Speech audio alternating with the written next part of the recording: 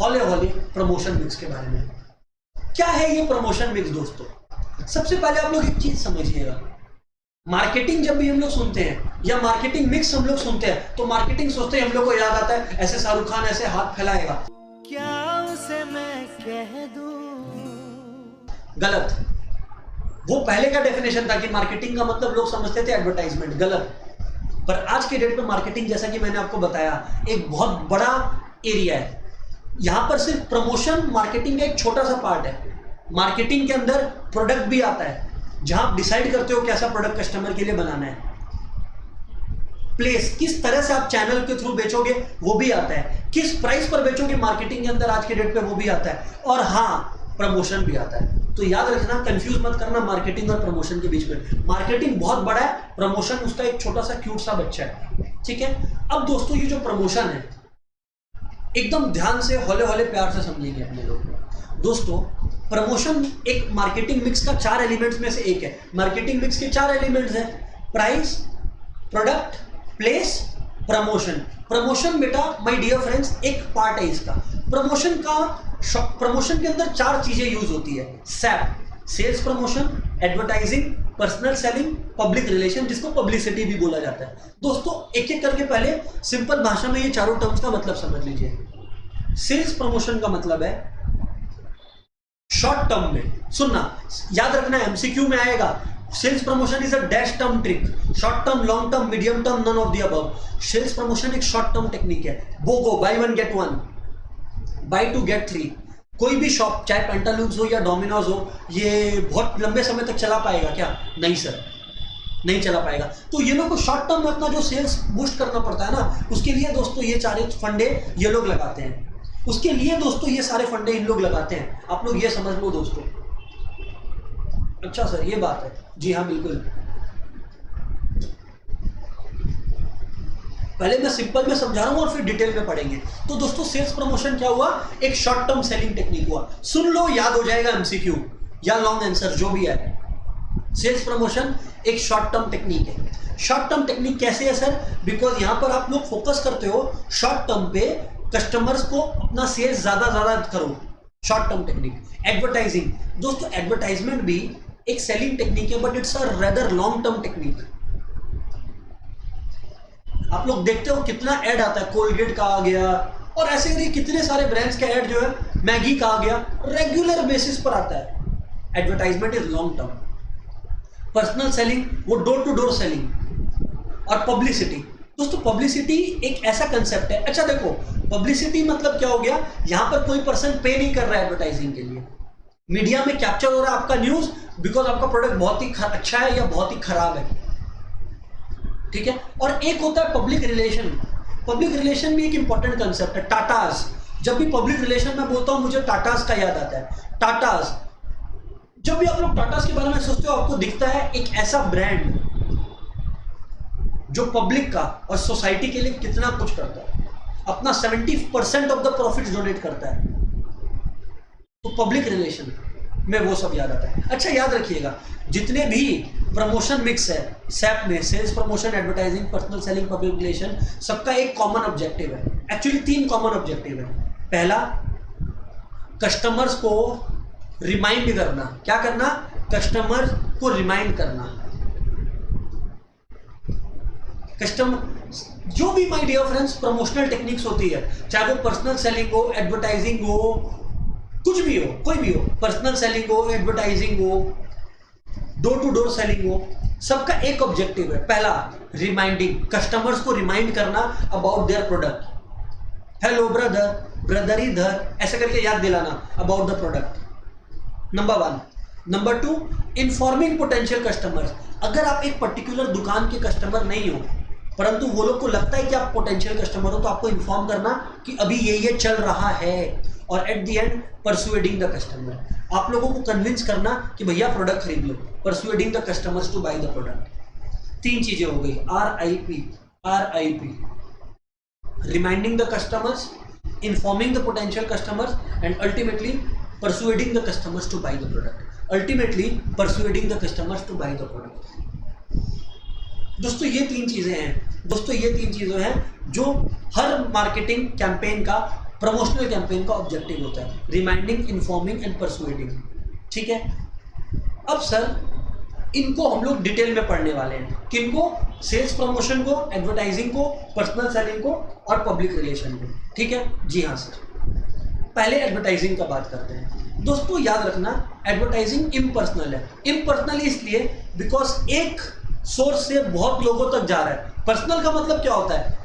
जब 1-to-1 contact with the customer हो, जैसे पर्सनल सेलिंग में होता है ना, डोर टू डोर सेल्समैनशिप में, वो एडवर्टाइजिंग दोस्तों इम्पर्सनल है और वो पेड फॉर्म ऑफ कम्युनिकेशन है। पेड फॉर्म मतलब कि एक कंपनी होती है जो पैसे देती है एडवर्टाइजमेंट करवाने के लिए, बाय एन आइडेंटिफाइड स्पॉन्सर, जैसा कि मैंने कहा, to promote some good service और आइडिया। याद रखना, एडवर्टाइजमेंट का मतलब केवल ये नहीं है कि खाली एक गुड को या एक सर्विस को प्रमोट करें, एक आइडिया को भी प्रमोट करें, एक आइडिया को भी प्रमोट करें।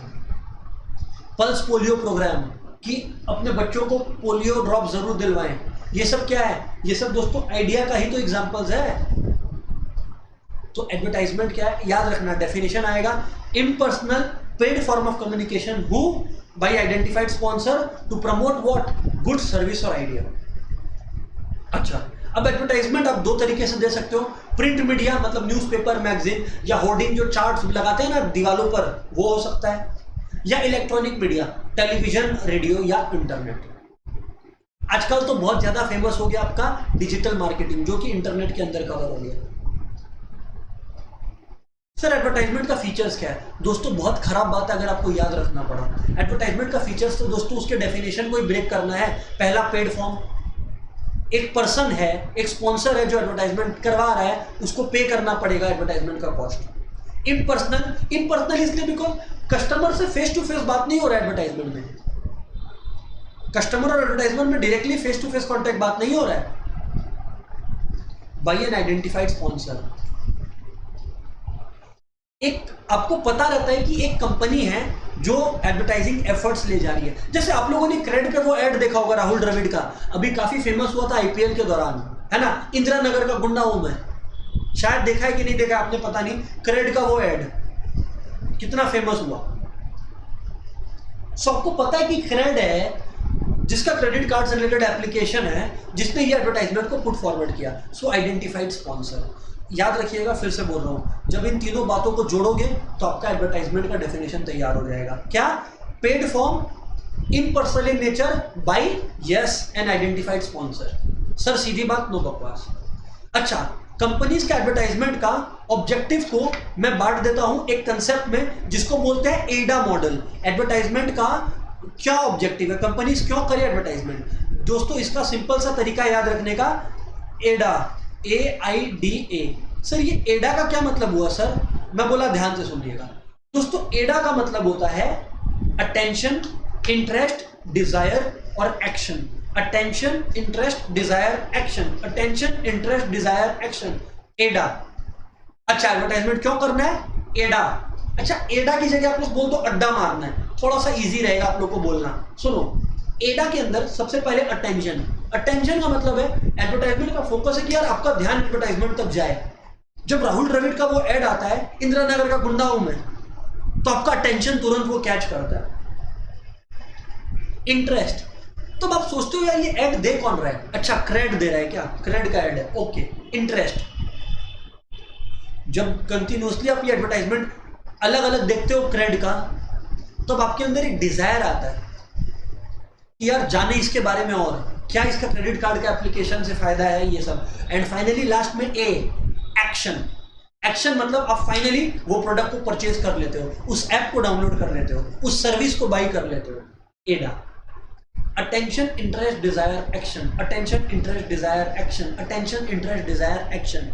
अटेंशन मतलब कस्टमर का ध्यान अपनी तरफ आकर्षित करता है। कोई भी कस्टमर ना, ऐसा नहीं है पहला एडवर्टाइजमेंट देख लिया चल चल चल प्रोडक्ट लेकर आते हैं, ऐसा कोई कस्टमर नहीं करता और ना ही फ्यूचर में करने वाला है नियर। पहले उसका टेंशन गैदर होता है, फिर उसको इंटरेस्ट आता है, यार चल देखे क्या चक्कर है, डिजायर डेवलप होता है और फाइनली वो एक्शन लेता है। तो एडवर्टाइजमेंट का यही अप्रोच है या यही ऑब्जेक्टिव है, एडा। ऑब्जेक्शंस टू एडवर्टाइजमेंट, दोस्तों मैं आपको बता देता हूं ऑब्जेक्शंस टू एडवर्टाइजमेंट का शॉर्टकट याद रखने का बेसिक। अच्छा, ये ऑब्जेक्शन टू एडवर्टाइजमेंट को आप लोग ऐसे भी याद रख सकते हो, कैसे सर बताओ तो? कि what are the disadvantages of advertisement, why is it criticise. तो इसका जो शॉर्टकट है दोस्तों याद रखने का, वो है बेसिक। सबको एक्सप्लेन करूंगा, सुनते जाना।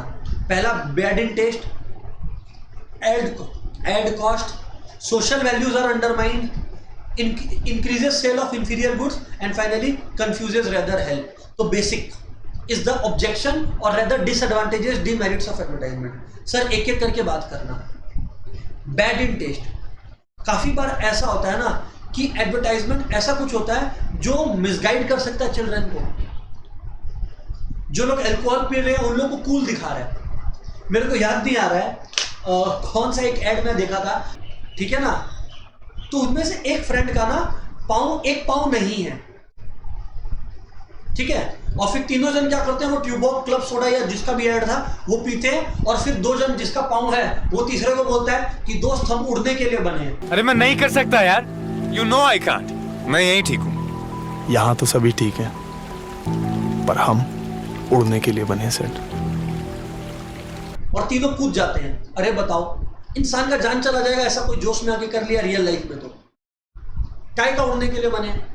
तो bad in taste, use of bad language या stunts can misguide children, because children का माइंड जो है it can very, it can change. They are easily convincible, easy to convince. Bad in taste सबसे पहला प्रॉब्लम, बेसिक मैंने बताया बार बार। दूसरा, ad cost. आज आप लोग समझिए ना, आज आप लोग ध्यान से समझिएगा, ध्यान से सुनना।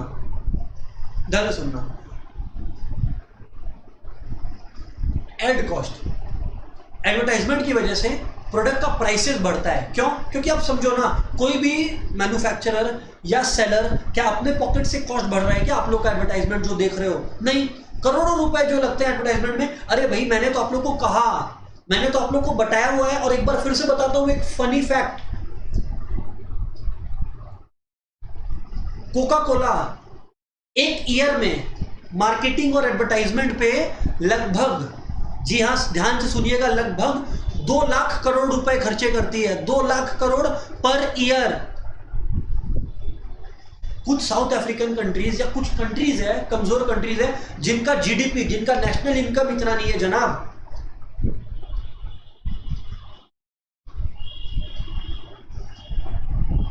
सो customers have to pay a higher price for the product. Ad cost, ठीक है ना। पहला बैड इन टेस्ट, दूसरा एड कॉस्ट, ठीक है। तीसरा, social values are undermined. Social values are undermined मतलब कि ये एडवर्टाइजमेंट काफी बार कस्टमर्स को कन्विंस कर देती है वैसा प्रोडक्ट्स लेने के लिए जिनका उनको सच में दरकार है भी नहीं, सोशल वैल्यूज अंडरमाइन होता है। सोसाइटी का जो वैल्यूज है, रिस्पेक्ट है फॉर ईच अदर, वो अंडरमाइन होता है। वो एक तो ऐड आता है, मैं आपको एग्जांपल देता हूं, है ना। कौन सा ऐड आता है मैं आपको बताता हूं। एक्स इफेक्ट, एक्स का डिओड्रेंट्स आता है। क्या? वो लड़का डिओ लगाता है, ऐसे हाथ फैलाता है, और फिर तुरंत टीवी में दिखाता है आसपास सब सुंदर कन्या आ गई। अरे रियल लाइफ में ये पॉसिबल है क्या? आप में से कितना लोग डिओ लगा के निकलते हो? होता है ऐसा कभी भी? मैं भी डिओ लगाता हूं, कभी नहीं हुआ ऐसा। वो आपको अपने आप करना पड़ता है जी। तब फिर सोशल वैल्यूज आर अंडरमाइंड। मजाक एक तरफ है, सोशल वैल्यूज आर अंडरमाइंड, याद रखना ये वाला बात। सर समझ में आ गया बात आपको? अच्छा, एक बात और याद रखना, यहां पर जो है जितने भी पॉइंट्स मैं बता रहा हूं ना, एक बार आप लोग को और बता दूं, वो क्या, इसके अपने एडवांटेजेस और डिसएडवांटेजेस है हर पॉइंट के, प्रोज और कॉन्स है। अब जैसे बैड इन टेस्ट है, तो जिन लोग बोलते हैं ये बैड इन टेस्ट है एडवर्टाइजमेंट, बिकॉज उन लोग का मानना है कि मिसगाइड करता है चिल्ड्रन को। पर जो ये बात से डिसएग्री करते हैं वो लोग बोलते हैं कि देखो, गुड या bad taste person to person vary करता है। फॉर एग्जाम्पल, जो स्टंट्स है वो यंग चिल्ड्रन को एक्साइटिंग लगता है, वहीं पर ओल्ड पीपल को नॉट एक्साइटिंग लगता है। तो जो लोग एडवर्टाइजमेंट देते हैं और जो लोग इस बात से डिसएग्री करते हैं कि एडवर्टाइजमेंट बैड इन टेस्ट होता है, वो लोग बोलते हैं भाई जो कस्टमर्स को अच्छा लगेगा वही ना दिखाएंगे। एड कॉस्ट, एट कॉस्ट में भी जो लोग डिसएग्री करते हैं, एट कॉस्ट से भी जो डिसएग्री करते हैं वो लोग बोलते हैं देखो अगर एडवर्टाइजमेंट सक्सेसफुल हुआ तो प्रोडक्ट का डिमांड बढ़ेगा तो प्रोडक्ट, और ये बात सही भी है, तो प्रोडक्ट लार्ज क्वांटिटी में प्रोड्यूस होगा और लार्ज क्वांटिटी में जो प्रोडक्ट बनता है तो इकोनॉमीज ऑफ स्केल का एडवांटेज मिलेगा जिससे पर यूनिट कॉस्ट कम होगा।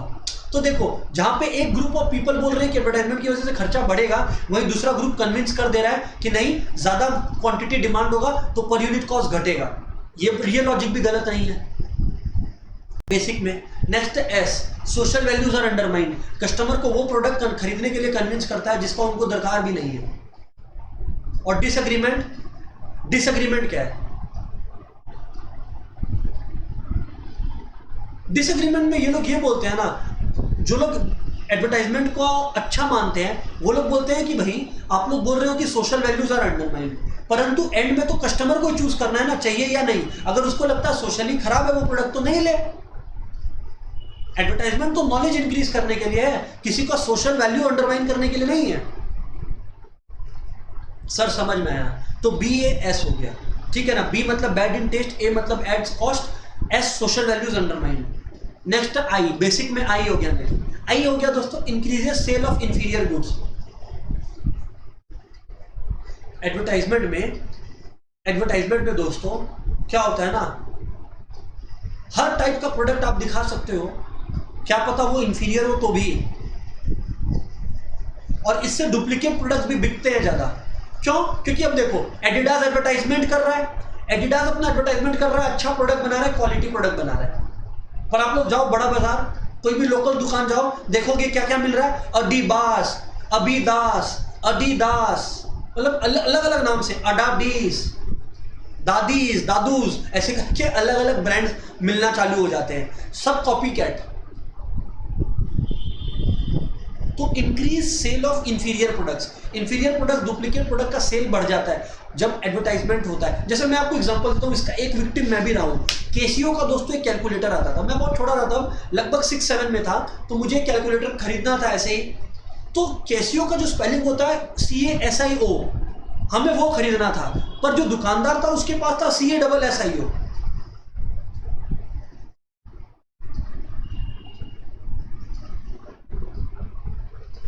तो मैं आप लोगों को ये बता दूं कि भाई इसमें सिंपल सी बात ये है दोस्तों कि it encourages the sale of duplicate products. अच्छा सर ये मामला है कि लोगों को एनकरेज करता है डुप्लीकेट प्रोडक्ट्स खरीदने को, समझ में आया सर? और जो लोग, अच्छा हम लोग खरीद आए थे CASSIO, पता नहीं था, इतना क्लोज था, डिजाइन भी सेम। अच्छा, और जो लोग डिसएग्री करते हैं वो इस बात से, वो मैं ये बता देता हूं, वो लोग बोलते हैं कि भैया जो लोग इंफीरियर गुड्स खरीद रहे हैं ना, जो लोग बोलते हैं कि एडवर्टाइजमेंट कुछ भी इंफीरियर गुड्स का सेल प्रमोट नहीं करता, वो लोग बोलते हैं कि भैया देखो जिसके पास नॉलेज है और जिसके पास इनकम है वो ठीक अपना प्रॉपर गुड्स खरीद रहा है, और जो इंफीरियर गुड्स खरीद रहा है वो लो इनकम को बिलोंग करता है इसलिए खरीद रहा है। और फाइनली ध्यान से सुनिएगा, लास्टली सी, कंफ्यूजेस रेदर देन हेल्प। मतलब लोगों का मानना है कि यार एडवर्टाइजमेंट आजकल हर प्रोडक्ट हर ब्रांड दे रहा है, तो अब कस्टमर्स के बीच में कंफ्यूजन आ गया है कि भैया कौन सा प्रोडक्ट अच्छा है, सच में कौन सा प्रोडक्ट खराब है, क्योंकि एडवर्टाइजमेंट तो सभी का अच्छा लग रहा है। ओहो, तो अब मैं आप लोग को एकदम कंक्लूजन में बोल दूं कि देखिए एडवांटेजेस हो या डिसएडवांटेजेस हो, दोनों डिपेंड है पर्सपेक्टिव पर। जितना आप क्रिटिसिज्म करते हो एडवर्टाइजमेंट का, सारा ट्रू है ये बिल्कुल सही नहीं है, और ये बात मैं भी एग्री करता हूं पर्सनली। अब आप लोग देखो यहां पर क्या लिखा हुआ है, कंफ्यूजेस रेदर देन हेल्प, पर मैं बोलता हूं कि नहीं, आज एक कस्टमर को बहुत सारे एडवर्टाइजमेंट दिख रहे हैं, पर कस्टमर ठीक ट्राई करके पता कर सकता है उसके लिए बेस्ट क्या है, वो स्मार्ट इनफ है टू टेक डिसीजंस। अच्छा सर ये बात है। और finally role of advertisement in business. देखो role of advertisement in business को मैं दोस्तों ये 5 पॉइंट्स में समराइज कर सकता हूं। ग्रेप्स, अंगूर खाते हैं ना, वैसा ही ग्रेप, गुड पब्लिक इमेज, एक अच्छा एडवर्टाइजमेंट एक अच्छा इमेज क्रिएट करता है। रिसर्च, एक अच्छा एडवर्टाइजमेंट जब आप करते हो ना, उसके पीछे एक रिसर्च होता है। समझो आज आप एक कंपनी हो जो एडवर्टाइजमेंट पे हजारों करोड़ खर्चा करने वाली है, जैसे कोक, तो कोक बहुत ज़्यादा रिसर्च पे खर्चा की कि कस्टमर को प्रॉब्लम क्या हो रहा है, क्योंकि सबको पता है कि यार जब हम लोग एडवर्टाइजमेंट पे खर्चा कर रहे हैं बहुत ज़्यादा, तो एक काम करते हैं ना, पहले रिसर्च कर लेते हैं अच्छा, जिससे एडवर्टाइजमेंट भी सक्सेसफुल हो। इसीलिए वो डाइट कोक, डाइट पेप्सी और ये सब का कंसेप्ट आया।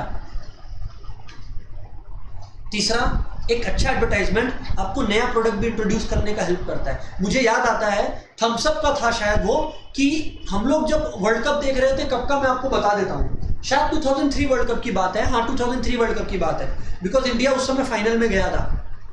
उस समय दोस्तों एक ब्लू पेप्सी था या थम्स अप था, आई डोंट रिमेंबर, बट बहुत फेमस हुआ था। अचानक से ब्लू थम्स अप थोड़ी फेमस हो गया था, जो ब्लैक रेगुलर थम्स अप या पेप्सी था वो ऑलरेडी फेमस था, तो इजीली वो लोग नया प्रोडक्ट इंट्रोड्यूस करते हैं। वो आपका सेल्स बढ़ाता है एडवर्टाइजमेंट, और आपको एनेबल करता है, क्योंकि advertisement large quantity of people watch together. इस वजह से दोस्तों advertisement enables business to produce in large quantities, to produce in mass numbers. Sir ये बात तो समझ में आया, और यही चीज लिखा हुआ है, मैं इसको वर्ड बाय वर्ड एनालाइज नहीं कर रहा।